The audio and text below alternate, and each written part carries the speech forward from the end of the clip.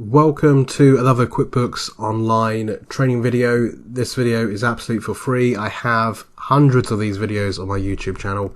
Please have a look. In this short video, I'm going to show you how to manage your users on QuickBooks Online. That includes deleting users and adding new users. You need to find the gear cog icon on QuickBooks Online. It's generally at the top right. If you click on that, under your company, there should be an option that says Manage Users.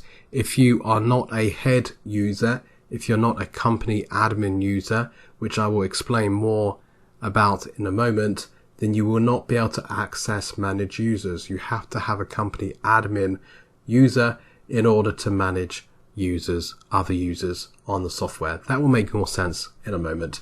But just in case you can't click on this, that's the reason why. So Manage Users. Under users here, you'll see a list of users on the software. There's only currently one, which is me, Samuel Morton. That's my email address and the date added. If you want to add a new user, you simply click on Add User right here. You're then given some options. Do you want to add a user that's a company admin, meaning they can do everything that you are currently doing, including managing other users?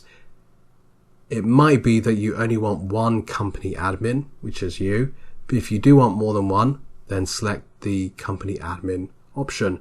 If you want them to be a standard user, so they can have access to the accounts, but not be able to manage other users, then this is the option you want, standard user.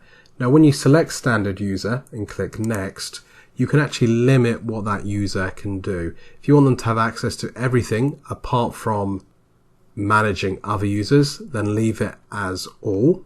If you want them to have limited access, click on limited. For example, if this user that you're adding is just going to deal with a sales ledger, then just give them access to the customer side of QuickBooks Online.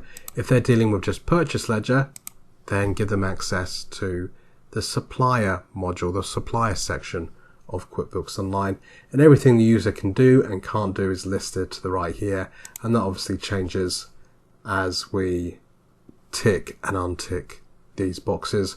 Once we're happy, just click next and that user will then be created. So if I click next, we have some further options, some further limitations that we can select. We then enter the user's name and email address. Once I click save, that user will be added to the software.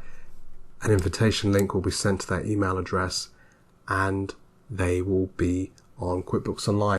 They'll be able to access your software.